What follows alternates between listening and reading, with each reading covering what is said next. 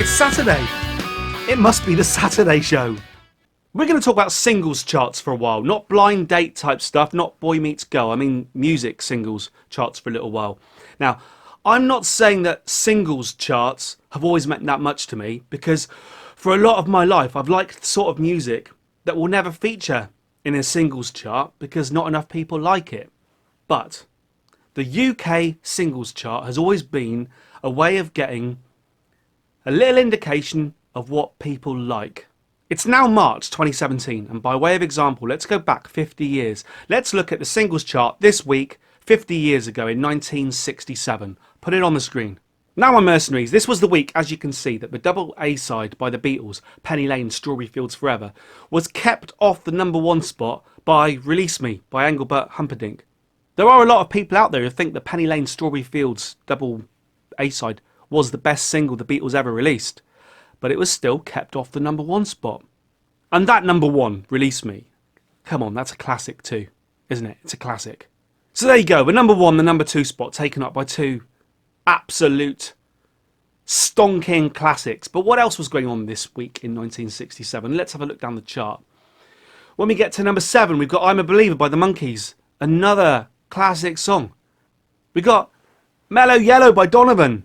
Overall, there's some memorable stuff there. And as an indication, dipping your toe in the water of that week in 1967, I think that's a fairly reasonable interpretation of what people were into, isn't it?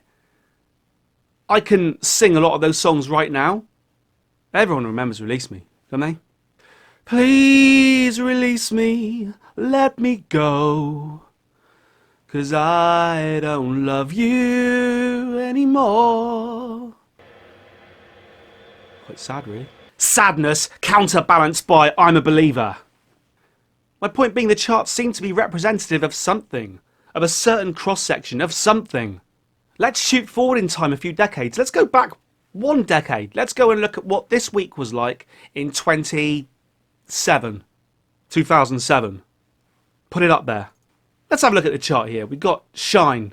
We'll take that one, a massive decade ago. They're kind of making their comeback, weren't they?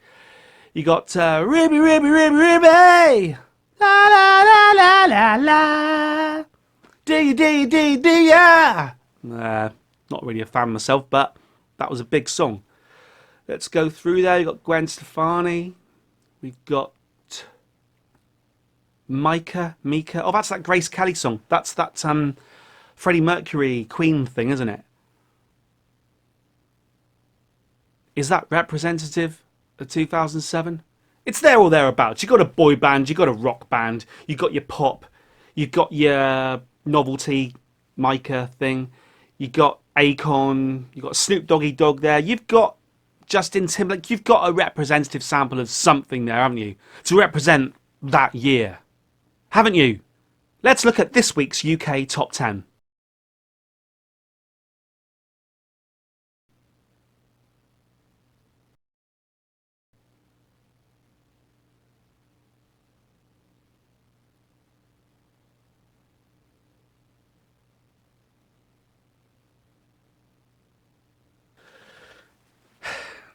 We've got Duck done in 3 extremely different ways. We've got Duck with orange, Duck with cherries, and Duck Surprise. What's Duck Surprise, Faulty? That's Duck without oranges or cherries.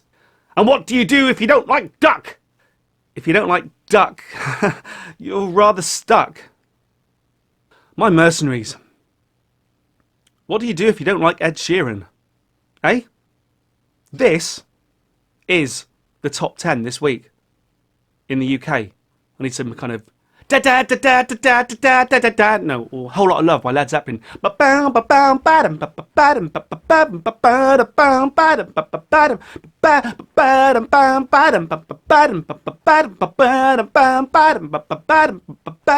that underneath. At number 10 in this week's chart, we have a new entry from Ed Sheeran. At number 9, we have a new entry by Ed Sheeran. At number 8, we have a new entry by Ed Sheeran. At number 7, we have Something Just Like This by Chainsmokers and Coldplay.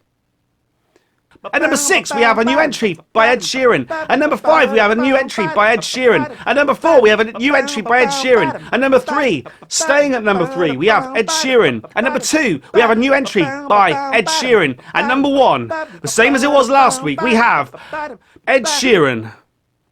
I mean, honestly, my mercenaries, we've talked about charts being representative of something. It's not going to be representative of everybody. They never represented those who love alternative styles of music, particularly. Although I do remember the week that Bring Your Daughter to the Slaughter by Iron Maiden was number 1. If enough people buy, because that's what it's all about sales, and if people aren't buying the music that you like, you can't expect it to figure highly in a chart. But on the whole, charts are representative of a certain zeitgeist. I don't know if I've used that word appropriately or not. Let me know. When people in the future look back at this week's chart, they will believe that the population of the UK did nothing but listen to Ed Sheeran, because we must be worshipping Ed Sheeran as our God. God Sheeran! How did we get to this point? Well, you see, in the past, you had to go out and buy a single. You had to make a concerted effort to leave the confines of your home and go out to a record store, a record shop, CD shop, and buy a single, a physical thing. I was alive in the time where you would buy vinyl singles, but also I bought a lot of CD singles. I bought a lot of CD singles. In the Britpop era, I had most of the singles released during that era. But you had to go out and make an effort, buy it, hold it in your hand. Then, in the relatively recent past, they allowed downloads to feature in the singles chart. And people worried that people would download individual songs and it would take the charts over. They worried that when the Beatles' back catalogue was released, they worried that the whole chart would just feature the Beatles because people would be downloading individual tracks. Never really happened. Never happened. For a while, the singles chart still made sense. Then, with the rise of Spotify and Napster and iTunes or whatever, then they decided to allow streaming to feature as part of the UK chart. Here's an article from the 23rd of June 2014. It was once described by Tom York as the last desperate fart of a dying corpse, but now, for the first time, music streaming from websites such as Spotify will help to dictate which songs enter the official singles chart. The official charts company, which compiles the weekly chart, said it was a necessary reform in light of the growing popularity of digital streaming. And it did need to be done, because even people like me, who buy things, who still buy vinyl, I was streaming back then. I stream now. Streaming is so important. I listen to the majority, nearly all of my music, via streaming. But what happened? Here's a story from a couple of months ago. Here's a story from December 2016. The official charts company has changed the number of streams needed to count as a sale in an attempt to stop high streamed acts from dominating the top 40. From January, rather than 100 streams being equated to the sale of a track, it'll take 150 streams for a sale to be added to a song. So basically, somebody out there realised that streaming a song 100 times to equal one physical sale wasn't enough. And they upped it to 150, thinking that would change the game slightly. And this is what we've got. People are out there streaming Ed Sheeran's album in their droves. And as a result, every track from the album has gone into the top 20, and Ed Sheeran currently has 9 songs in the UK top 10. Now, I've got a few issues with this, but my main issue would be, are these really singles? Because in the old days, you'd have to choose a song to be a single and then release that single and persuade people to buy that single. Here what we've got is an album being streamed, and because individual songs on that album are being listened to multiple times, those multiple times rack up. And when each song on the album gets listened to 150 times, that's a sale. So if all the Ed Sheeran fans are out there listening to whatever this album's called, Divide, it's called Divide I think, if they're listening to that on repeat all day on Spotify, all day long, every Ed Sheeran fan, that's what's happening here. That's what's happening here. These are album tracks in the singles chart. And because of that, Ed Sheeran has broken all records and he now goes down in history. And listen to this. I have listened to Divide by Ed Sheeran at least twice now. Just trying to get a feel for what people are liking out there. So I have contributed to these singles statistics. And the thing is, that's not correct. Because I should have to choose to give him a singles sale. Shouldn't I? In the past, I would be listening to Bryan Adams' Everything I Do It For You, or Wet, Wet, Wet, Love Is All Around. I might have had to listen to those songs a million times each because they were imposed upon me by television and radio, but I never bought them. I never went out and physically bought the single. I contributed to society by allowing myself to listen to them, but I didn't buy it. But here I am. I have listened to Divide by Ed Sheeran twice, and therefore I have contributed to these sales, these figures, this chart. Is this chart representative of music in the UK this week? See, I don't think it is. Now, that's not to say that Ed Sheeran's not popular. He's incredibly popular. And he's got millions of fans. And they are frantically listening to this album. They're enjoying it. Let's not be dicks about it. They're enjoying it. And the likes of Shape of You being at number 1. Do you know what? If streaming was taken out of the equation and we're in the old days now and we had to go out and physically buy the product, Shape of You would probably still be number 1. But every position in the whole chart? Singles? These are album tracks. Am I missing something? Look at this headline.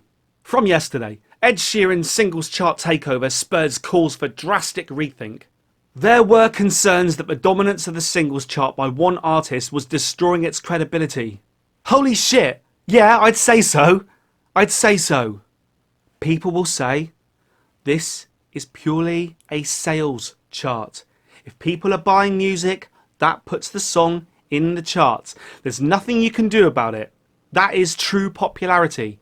It's popularity with the people. If people are buying it, it's in the charts. It is representative. But 9 positions in the top 10 by one artist. Let's look at it again.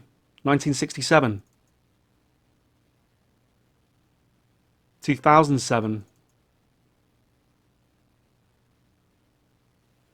2017. Something's not right with Mercenaries. Something's not right. I'm not going to slag off streaming. I love streaming. But this isn't representative of anything.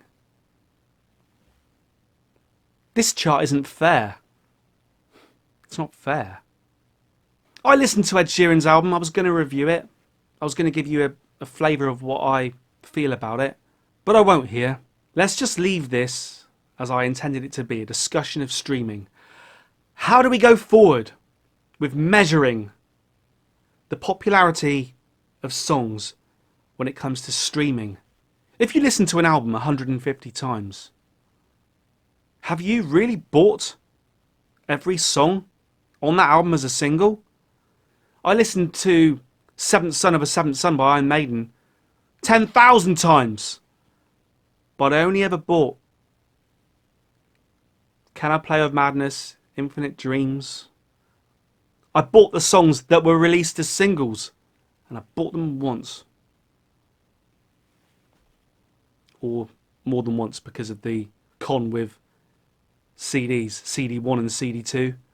There were tricks of the trade in the CD era as well. In all the eras, there were problems. There's always been problems with the singles chart. Always, always, always. There's been people manipulating it, people conning it. But what is up with this? How do we move forward? How do we move forward? If you've got any ideas, put them below. The Saturday show. I need to thank you guys for downloading my song, Ice Cream, off Bandcamp. I'll put the link below. If you haven't downloaded it already, please do download it. I set my sights low. I wanted to set an achievable number, thanks to Explosive Notes, and I achieved my number the number I wanted to achieve. I exceeded the number I wanted to achieve. So, like I say, I can only thank you. I mean, I don't know why I'm thanking you. I gave you a free song, but you know what I mean. I appreciate the fact that we've got admittedly, an admittedly small community here, but a community nonetheless. So, I thank you. I hope you enjoyed it. There will be a lot more to come. And the more there is to come is going to be quite ravishing. Alright?